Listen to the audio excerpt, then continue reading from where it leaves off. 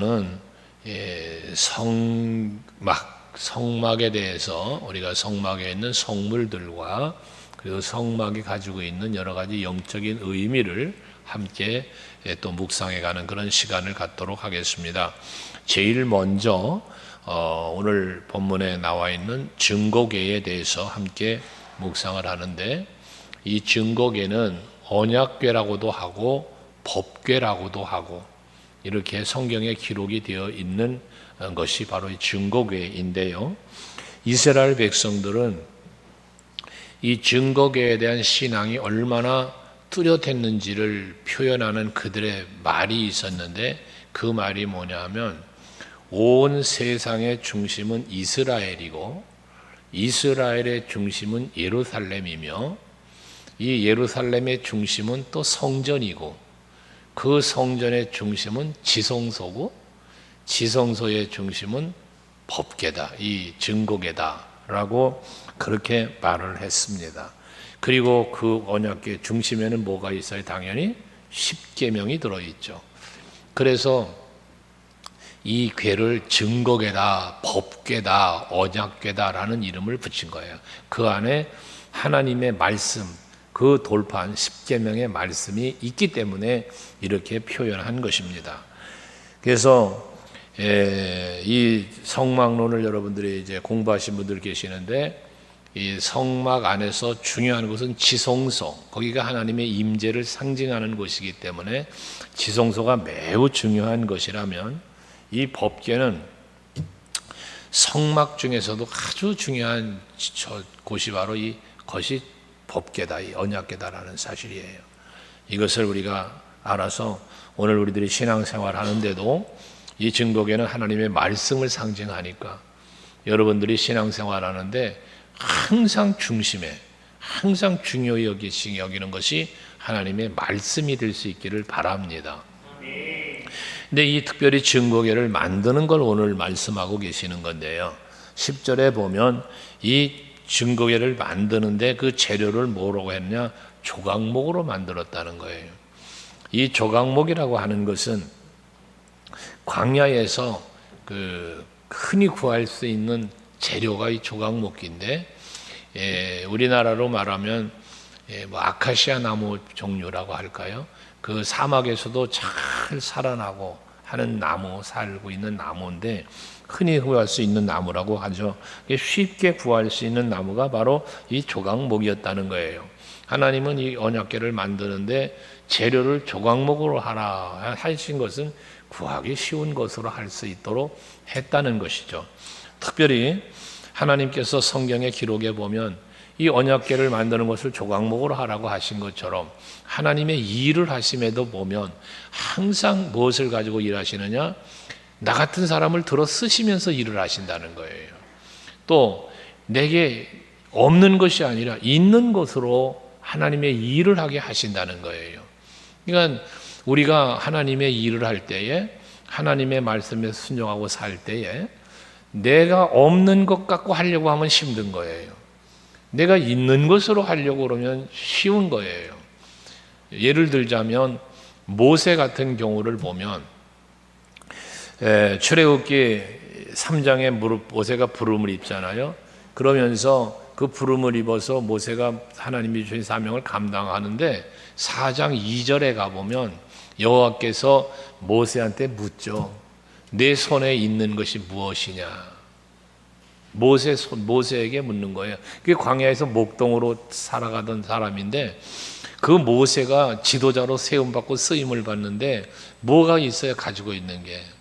그런데 너에게 있는 게 뭐야? 그러니까 이게 지팡이입니다. 그러니까 모세는 가지고 있는 게 지팡이밖에 없어요. 자기 소유된 양도 없어요. 집도 없어요. 아무것도 없어요. 그러니까 들고 있는 거라고는 지팡이 하나밖에 없단 말이에요.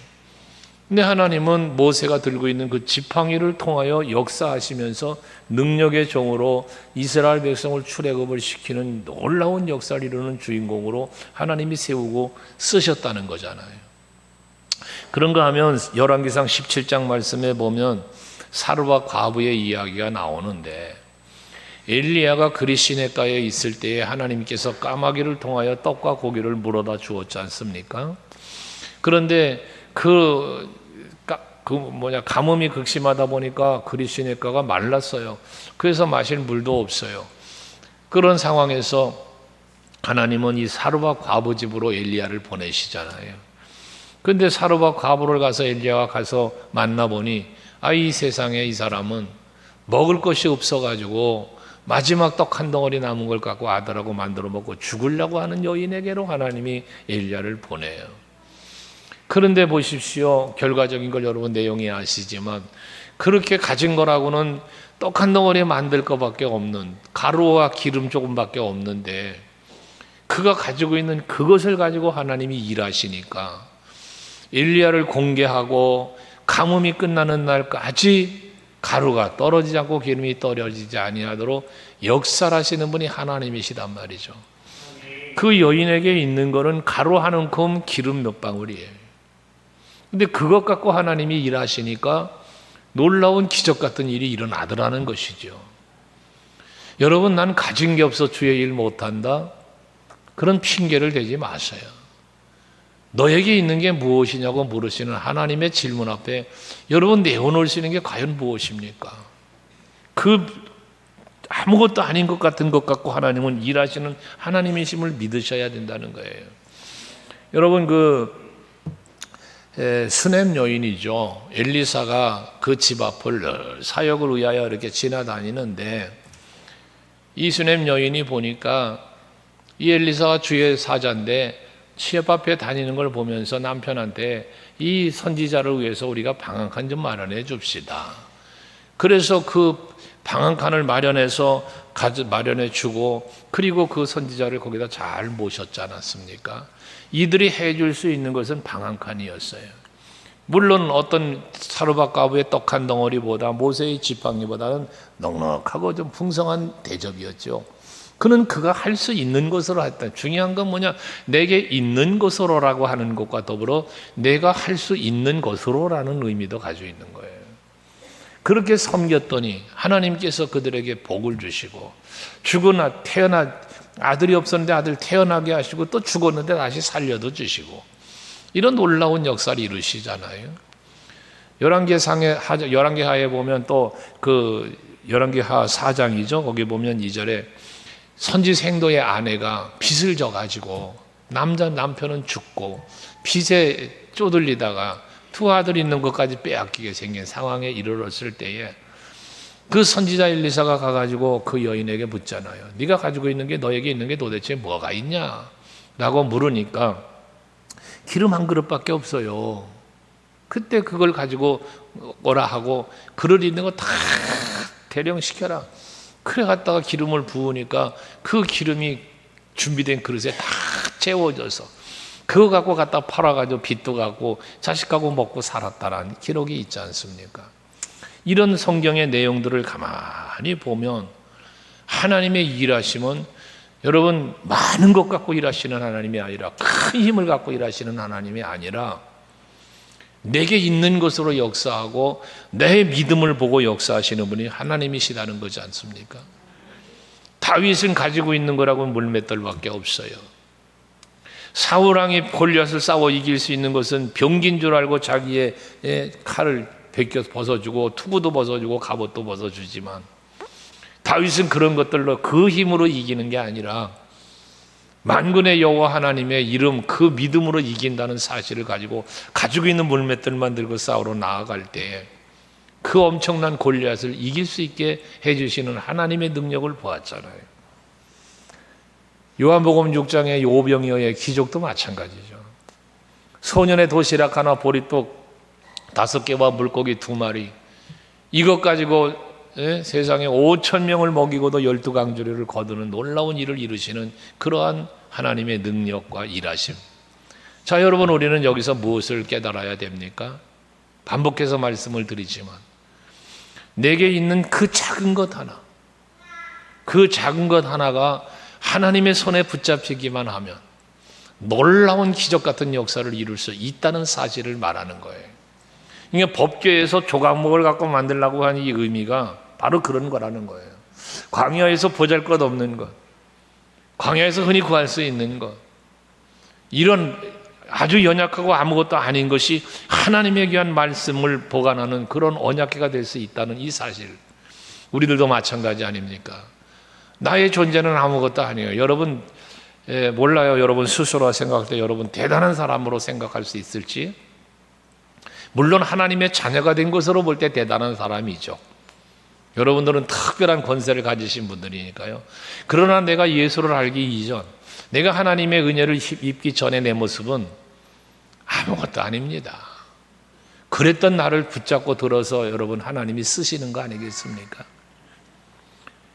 이러한 법궤에 담긴 조각목의 의미를 한번 생각하면서 여러분들이 두 가지를 생각해야 할 것은, 첫째는 조각목 같은 나를 들어서 하나님의 귀한 자녀를 만들어 주셨다는 것을 감사하고, 또 내게 가지고 있는 것이 아무것도 아닌 것 같지만, 아주 약하고 작은 것 같지만 하나님 앞에 그것을 내어놓을 때 하나님은 그것을 통하여 역사하시고 일하신다는 사실 또한 여러분들이 믿으셔야 된다는 겁니다. 그리고 오늘 이 본문에 보면 20절에 그룹들을 말씀하고 있는데, 그 법궤의 두 그룹, 이 그룹은 이 두 날개를 펴고 그리고 이 언약궤를 만들어 놓은 그 속죄소가 있는데, 그 위를 두 날개를 펴고 있는 그룹을 말하는 거거든요. 이 두 그룹을 말하고 있는데, 이 두 그룹에 대해서는 보면 20절에 그룹들은 그 날개를 높이 펴서 그 날개로 속죄소를 덮으며 그 얼굴은 서로 대하여 속죄소를 향하게 하고라고 말씀을 하고 있습니다. 이 날개를 넓게 폈다라고 하는 이것은 이 새의 모양인데, 날개는 이 새가 날개를 핀 것은 날개짓을 하는 거예요. 그걸 상징하는 거예요. 그럼 이 날개짓을 하는 이 날개짓은 뭐합니까? 일하고 있는 거예요. 새의 입장에서는 일을 하고 있는 거예요. 날아가는 거예요. 또 독수리가 날개를 펴고 새끼를 보호하고 업고, 새끼를 업고 보호하는 이런 일들 전부 일하는 거예요. 그러니까 하나님은 항상 일하고 계시다는 거예요. 그걸 상징하는 거예요. 하나님의 말씀은 항상 살아있어서 일하시는 말씀이고, 하나님도 항상 살아서 역사하신 하나님이심을 말씀해주고 있다는 것이죠. 그래서 시편 121편 4절의 말씀에 보면 하나님은 졸지도 아니하시고 주무시지도 않는다. 왜? 여러분을 지키시기 위하여. 이 일하시는 하나님이세요. 예레미야서 33장 2절에도 보면 이 일을 행하시는 여호와, 그래. 이 일을 하고 계신다는 거예요. 하나님은 지금도 일하고, 전에도 계셨고 지금도 계시고 영원토록 계신 하나님은 일하시는 하나님이란 말이죠. 누구를 위하여? 여러분 위하여. 하나님의 뜻을 이루시기 위하여. 그러니까 우리가 항상 일하시는 하나님, 항상 내 곁에서 계시는 하나님, 나를 지키시는 하나님, 보호하시는 그 하나님, 날 위하여 일하시는 하나님이신데, 날 위하여 일하신다고 해서 내가 육체적으로 세상적으로 여러분 뭔가 유익을 위하여 일하시는 하나님으로 착각하지 마시고, 하나님이 날 위하여 일하시는데 그 일하심의 목적이 어디냐? 하나님의 뜻을 이루기 위하여라는 거예요. 내가 하나님의 뜻을 이루어가는 자리에 서서 그 하나님의 뜻을 이루어가게 하시기 위하여 일하시는 하나님. 그러니까 여러분들이 하나님이 나를 도우시는 분이고, 하나님은 내 편이시고, 항상 하나님은 살아 역사하신 하나님이라고 믿는 것 중요한데, 그 믿음이 어디로 연결되어져야 하느냐? 내 뜻을 이루는 대로 연결시키지 말고 하나님의 뜻이 이루어짐으로 연결시키고 생각하고 믿으라는 이야기예요. 그래서 여러분, 전능하심에 대한 말씀도 여러분에게 드리지만, 하나님의 전능하심을 우리가 믿을 때는 내가 원하는 거 다 해주신 하나님, 그런 전능으로 착각하지 말라고 말이에요. 하나님의 전능하심은 하나님의 계획하시고 뜻하시고 언약하신 것을 이루시는 전능하심이라는 거예요. 근데 우리는 전능하신 그러면 내가 원하는 거 다 해주시는 하나님으로 생각한다고 말이거든요. 이게 뭐가 되는 거예요? 중심이 내가 되는 거예요. 하나님은 나를 돕는 자라니까 그저 내 어떤 피스메이커로 나를 도와주는 어떤 그런 걸로만 생각하고 있어요. 여러분, 그게 아니에요. 하나님의 뜻을 이루시기 위해 나를 부르셨고, 나를 세우셨고, 나를 쓰시고 능력도 주시는 분이 하나님이시다는 거죠. 그리고 이 날개로 또 속죄소를 덮었다라고 말하는데, 이 속죄소 언약궤예요. 속죄소 그 판 밑에 언약궤가 들어있는 건데요. 이 속죄소 아래 십계명이 있는데 그 말씀을 하나님께서 지켜보고 계시고 그 말씀을 이루시는 일에 역사를 이룬다는 거잖아요. 그리고 또 그 속죄소는 대제사장이 번제를 드리고 난 다음에 피를 가지고 그리고 성전 안에 들어와서 그 지성소에로 대제사장이 들어가서 그 속죄소에서 이 피를 뿌리는 데가 이 속죄소란 말이에요. 언약궤 위 속죄소에 피를 뿌리는 거예요. 이 언약의 피를. 그거를 지금 날개들이 덮고 있다는 것입니다. 무엇을 의미합니까? 이 십계명은 율법이에요. 율법. 이 율법을 십자가의 보혈의 은혜로 덮어서 구원을 이루어 가시는 하나님의 구원의 상징, 그 일하심을 또한 말씀하고 있다는 거죠. 그래서 우린 교회에 대한 말씀을 하는데, 여러분 신앙생활하면서 이 교회론이라고 말하는 이게 분명하게 서 있어야 여러분 신앙생활이 돼요. 교회에 대한 교회론이 바르게 서 있지 못한 신앙생활하는 사람은 교회에 소속감도 없을 뿐더러 교회를 위해서 헌신을 안 해요. 여러분, 교회는 예수 그리스도의 몸이에요. 보혈로 세우신 교회라고 말씀드렸잖아요. 은혜 위에 세워진 교회라고 그랬잖아요. 내가 그 은혜 안에서 서 있는 거예요, 지금. 여러분들의 이 교회관이 여러분에게 특별하게 있어야만 신앙생활이 바르게 되는 거예요. 그거 안 되면, 여러분 요즘 들어서 특별히 그런 말을 많이 하잖아요. 홈쇼핑 내서 쇼핑하는 게 아니라 예배 쇼핑한다고. 집에 앉아서 버튼 클릭해 가면서 앉아가지고 방송으로 예배 쇼핑한다. 말씀 쇼핑하고 앉아 있다는 거예요. 여러분, 이건 교회를 부정하는 사람들의 행위예요. 옳지 않습니다. 그리고 그 얼굴을 속죄소로 향하고 있다. 언제나 하나님을 바라보고 언제나 하나님만 의지하면서 살아가시는, 말씀을 중심으로 살아가는 삶을 의미한다고 보는 건데요. 여러분, 항상 여러분 삶의 중심에는 말씀이 있길 원해요. 여러분 중심엔 예수가 있기를 원해요. 그래서 예수님 덕분에 행복해지는 거고요. 예수님은 어떻게 하셨을까? 성경이 나에게 무엇을 말씀하고 있나? 이걸 찾아 살아갈 수 있는 여러분들이 되시기를 바랍니다. 그리할 때 하나님의 보호와 도우심과 힘과 능력이 여러분에게 임하게 된다는 겁니다. 우리가 성경에 대한 잘못된 이 언약궤에 대한 오해가 좀 있는 것들이 있는데요. 이 부분들은 여러분들이 좀 오늘 명쾌하게 알고 갔으면 좋겠어요. 우리가 알고 있는 것 중에 보면 뭐라고 말하냐면, 여러분 그 성경 퀴즈 대회 때 퀴즈도 하잖아. 우리가 언약궤, 법궤 안에 들어있는 게 뭐라고 여러분 알고 계세요? 우리가 신학교 시험 칠 때도 시험 문제 나왔던 거야, 이게 옛날에. 근데 이것이 잘못되었다는 거죠. 우리가 알고 있는 게 잘못됐어요. 모든 분들이 많이 알고 있고 그렇게 배워왔어요. 우리가 언약궤 속에 뭐가 들어있다? 십계명, 또 만나 항아리, 또 아론의 쌍난 지팡이, 이게 언약궤 안에 들어있다라고 배웠고 그렇게 알고 있어요. 근데 성경은 그렇지 않아요. 자, 성경 찾아보시면 오늘 먼저 16절 본문이니까 한번 읽어보시면, 오늘 16절에 보시면 내가 내게 줄 증거판, 이게 십계명이에요. 그 증거판을 어디에 둬요? 궤 속에 둘지며. 그러니까 언약궤 안에 십계명 돌판이 들어있는 거 맞아요. 그러니까 언약궤 안에 돌판, 십계명은 이 언약궤 안에 들어있는 거예요. 그런데 민수기 17장 10절을 보시면요, 민수기 17장 10절, 안 찾을 줄 알았습니다. 근데 성경을 자꾸 찾으셔야 돼요, 여러분. 그래야지 그게 여러분들에게 다 도움이 되고 신앙생활에 좋은 거예요. 그게 사실 자막 띄우는 거 예배의 흐름 때문에 사실 띄우고 있는데, 자 보시면요, 가 읽습니다. 시작.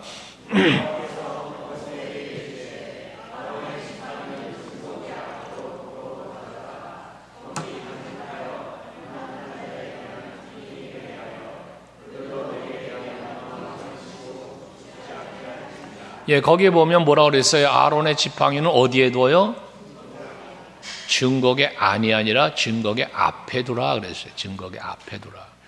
그러니까 증거계 안에 들어가 있는 것이 아니고 아론의 지팡이는 증거계 앞에 있어요. 이건 증거계와 함께 있다는 의미로는 맞아요. 그러나 증거계 안에 들어가 있는 게 아니라 증거계 앞에 있다라는 거. 그 다음에 자, 만나 항아리. 만나 항아리도 그 증거계 안에 들어가 있다 우리가 그렇게 알고 있잖아요. 그런데 출애굽기 16장 33절과 34절 바로 출애굽기 앞에 있으니까 찾아보면요. 출애굽기 16장 33절 34절 자, 또 읽어볼까요? 시작. 또 모세가 아론에게 이르되 항아리를 가져다가 그 속에 만나 한 호멜을 담아 여호와 앞에 두어 너희 대대로 간수하라. 아론이 여호와께서 모세에게 명령하신 대로 그것을 증거판 앞에 두어 간수하게 하였고, 역시 마찬가지죠. 만나가 담겨져 있는 이 항아리도 증거판 앞에 두었다라고 말씀하고 있어요. 그러니까 잘못된 오해인데, 그래서 신명기 31장 26절을 보면 종합적으로 말씀하고 있어요. 자, 보시면 신명기 31장 26절 시작. 이 율법책을 가져다가 너희 하나님 여호와의 언약궤 곁에 두어 너희에게 증거가 되게 하라. 그런데 그 궤 안에는, 이 말씀에 보면 그 궤 안에는 두 돌판 외에 아무것도 없으니 이것은 이스라엘 자손이 애굽에서 나온 후 여호와께서 저희와 언약을 맺으실 때에 모세가 호렙에서 그 안에 넣은 것이더라 라고 말씀을 해요. 그러니까 증거궤 안에는 두 돌판 외에는 아무것도 없다고 말씀하고 있어요. 예, 항상 여러분들이 이런 오해들을 좀 잘 풀고 바르게 알 수 있길 바랍니다. 언약궤 안에는 뭐가 들어있다? 십계명, 돌판, 그리고 아론의 쌍난 지팡이나 만나 항아리는 증거궤 앞에 있다라는 거예요. 자, 그러면 이제 우리가 오늘 언약궤를 공부하고 있는데, 이 언약궤는 앞에서 이스라엘 백성들에게 얘기했잖아요. 이스라엘의 중심은 예루살렘, 중심은 성전, 중심은 지성소, 중심은 이 언약궤, 그리고 십계명, 이렇게 이야기를 한다는 것처럼 이 법궤는 그만큼 귀중하다, 귀하다는 의미를 갖고 있습니다. 그래서 오늘 본문에 보면 조각목으로 이것을 만들 때 11절에도 보면 너는 순금으로 그것을 싸되, 거기 보면 금태를 둘러라, 금고리를 만들어라, 계속해서 금이만을 얘기해요. 이 언약궤를 만드는데 조각목도 있지만 금으로 온전히 치장, 금으로 참 얼마나 많은 금이 들어갔겠습니까? 그만큼 이 궤는 귀중한 것으로 알려지고 있었다는 이야기인 것이거든요. 그래서 이 언약궤가 있는 곳은 항상 무엇을 상징했냐? 하나님이 임재한 곳으로. 거기에 뭐 십계명이 있고 아론의 쌍난 지팡이가 있고 만나 항아리가 있다 할지라도 그런 어떤 외형적으로 보이는 그게 문제가 아니라 그 언약궤가 있는 곳은 항상 하나님의 임재를 상징했다는 거예요. 레위기서를 한번 보실까요? 16장 2절 말씀. 레위기서 16장 2절. 자, 보시면요. 여호와께서 모세에게 말씀하시기를 내 형 아론에게 일러라. 뭐라고? 성소의 휘장 안 법궤 위 속죄소 앞에 아무 때나 들어오지 말라. 그리하여 죽지 않도록 해라. 이는 내가 구름 가운데서 속죄소 위에 나타남이니라. 이 언약궤 있는 이곳 속죄소라고 하는 이 위에 여호와가 임하신다는 거예요. 그래서 항상 언약궤가 있는 곳은 하나님이 계신 곳으로 성경은 표현되고 있다는 것입니다. 그러면 지금 오늘날 우리들에게는 여호와 하나님의 말씀이 또는 예수가 또는 성령이 임재해 있어 내 안에, 이 임재한 임재를 의미한다는 것이니까 항상 우리가 주와 함께 살아갈 때 뭐가 되는 거예요? 귀한 존재가 되는 거예요. 내가 보잘것없던 내가, 조각목 같던 내가 내 안에 예수가 계시니까, 내 안에 성령이 계시니까, 내 안에 말씀이 있으니까 내가 존귀한 자가 된다는 거예요. 여러분들도 마찬가지예요. 그래서 법궤라는 궤는 사실상 보잘것없는 거예요. 궤 자체는 상자인데 뭐가 그렇게 대단하겠습니까?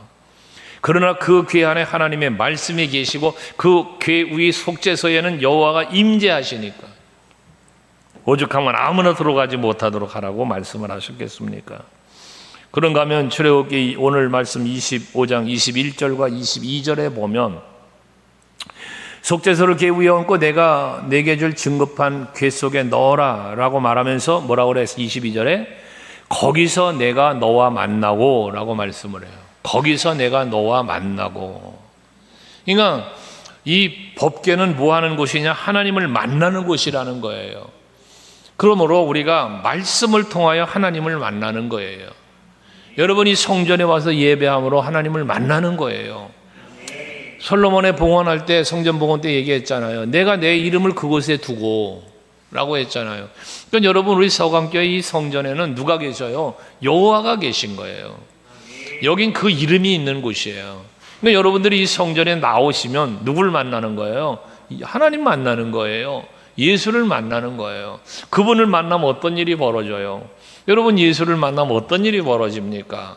여러분 한번 생각해 보십니까? 여러분 오늘도 예배 가운데 예수님 만나셨습니까? 만나고 있어요? 어떤 일이 벌어지고 있어요?